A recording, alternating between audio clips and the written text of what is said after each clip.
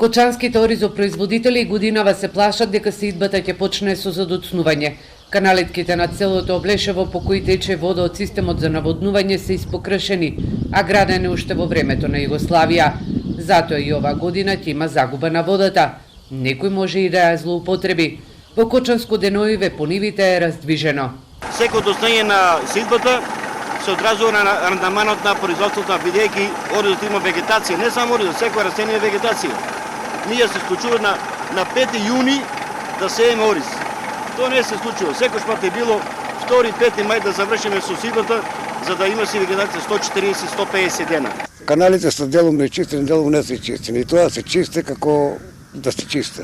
А иначе не е чистено ништо кој што треба. Јас ако појдем по полето да одгледам, ќе видите дека тоа е тотален хаос. Браните Калиманци и градче се полни водата за сеидба на оризот ти се пушти на 24 април.